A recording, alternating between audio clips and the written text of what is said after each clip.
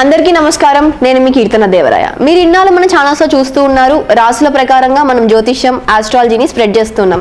కానీ for the first time మనం ఒక జనరల్ టాపిక్తో, అది కూడా ఒక ఫేమస్ పర్సన్ని ఇవాళ మన స్టూడియోకి ఇన్వైట్ చేసాం. వారెవరో కాదు, బ్రహ్మశ్రీ సుకేష్ శర్మ గారు. సార్, మనం చూస్తూ ఉంటాం, ఫస్ట్ మేజర్గా ఒక మనిషి బ్రతకడానికి కావాల్సింది ఏంటంటే ఈ ఫుడ్, ఎయిర్, వాటర్ ఇవన్నీ పక్కన పెట్టేస్తే ఒక ఫుల్ ఫ్లెడ్జెడ్ పర్సన్ ప్రశాంతంగా పడుకోవాలంటే లైఫ్ లో కావాల్సిన సెటిల్మెంట్. సెటిల్మెంట్ అనేది ఈ జనరేషన్ లో ఎంత ఇంపార్టెంట్ అయిపోయిందంటే, వన్స్ మనం ఎక్కడికి వెళ్తున్నా, ఏం చేస్తున్నావు, ఎంత ఉన్నాయి, ఎంత సంపాదించావు, అసలు ఏం చేస్తున్నావు, ఇలా ఎందుకు సంపాదించావు అనేది పక్కన పెట్టేస్తే చాలా మంది లైఫ్ లో సెటిల్ అవ్వట్లేదు అంటే ప్రతి ఒక్కరు చెప్పేది ఏంటంటే, మీకు ఆ దోషం ఉంది, ఈ దోషం ఉంది, ఈ దోషం తగిలినందువల్లే మీరు సెటిల్ అవ్వట్లేదు. అసలు దోషాలు అనేవి ఎన్ని రకాలు ఉంటాయి, ఏ దోషాలకి ఎలాంటి పరిహారాలు చేసుకుంటే బాగుంటుందో ఒకసారి వివరించండి. సాధారణంగా జీవితంలో ముఖ్యమైనటువంటివి దోషాలు అంటే చాలా రకాలు. ఒక్కొక్క దోషంలో మళ్ళీ అనేక రకమైనటువంటి ఉపదోషాలు చాలా ఉంటాయి. మీకు అలా చెప్పాలంటే ఒక కాలసర్ప దోషంలోనే 300 రకాలుగా దోషాలు ఉంటాయి. పితృదోషంలోనే 200 పైన పితృదోషాలు ఉన్నాయి.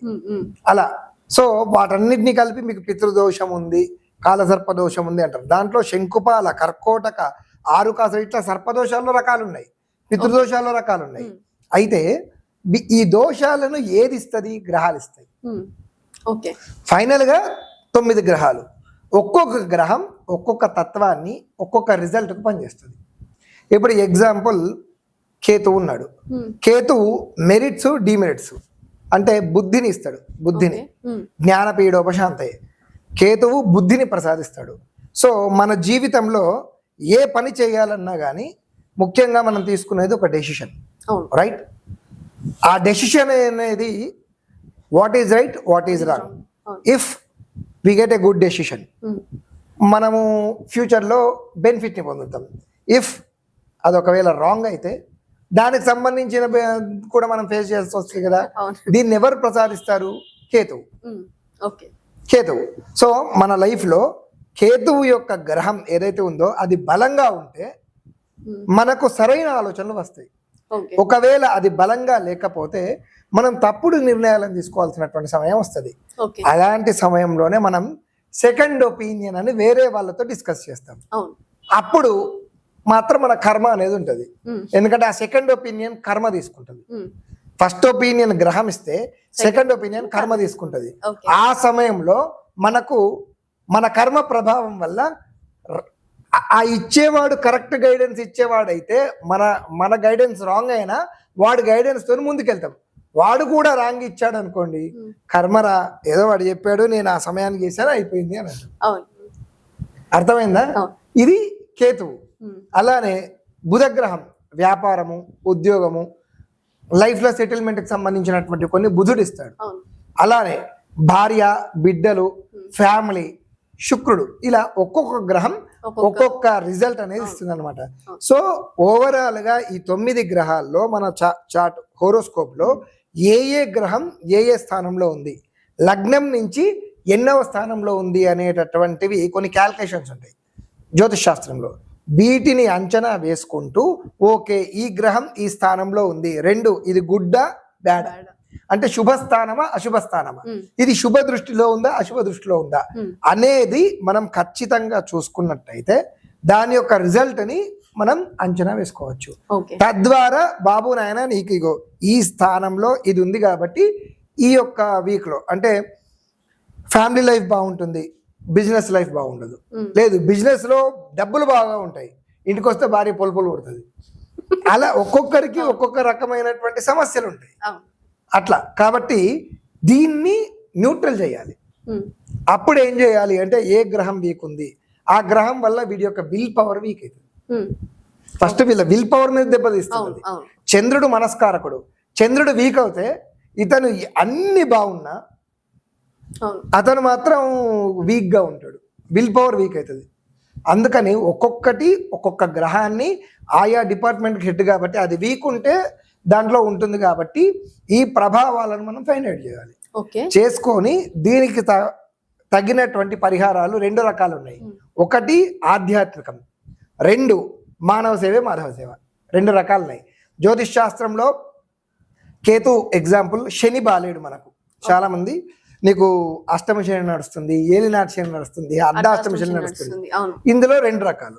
ఒకటి శని బాలేకపోతే నవగ్రహ చుట్టూ ప్రదక్షిణ చేయడము, రావి చెట్టుకు పూజ చేయడము, శనికి తైలాభిషేకం చేయడము, నువ్వులు దానం చేయడము, హోమాలు చేయడము, నవగ్రహాలు చెప్పాలి, ఇవన్నీ కూడా స్పిరిచువల్.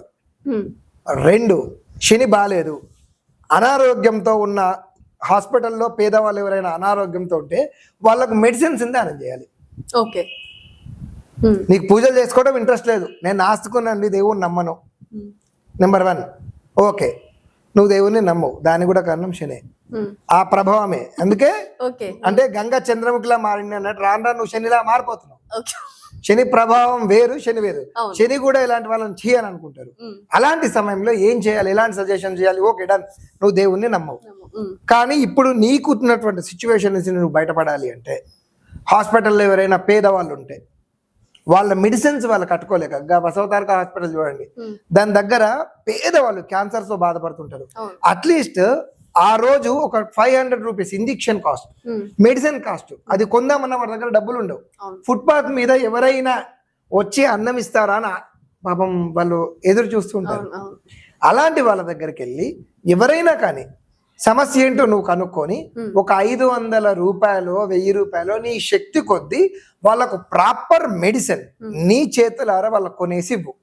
పేషెంట్ ని చూసి మాట్లాడి కొనేసి ఇచ్చి, నేను ఈ ప్రాబ్లం వల్ల సఫర్ అవుతున్నా, ఇది క్లియర్ అవ్వడానికి నేను ఈ ప్రకృతికి ఇస్తున్నా, దేవుడు నేచర్కి ఇస్తున్నా, నేచరే కదా, సో ఈ నేచర్కి నేను ఇస్తున్నా అని నువ్వు ఇచ్చేసాయి, నీకు శని ప్రభావం అసలు ఉండదు.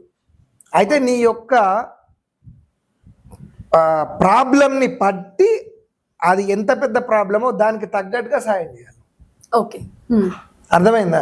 10 రూపాయలతో అయిపోతుంది, ఓకే గురుగారు 5000 చెప్పారు, ఇక్కడ 500 ఇస్తే అయిపోతుంది అని కాదు. అక్కడ ఇట్లా ఈ క్యాల్కులేట్ చేసుకుంటారు.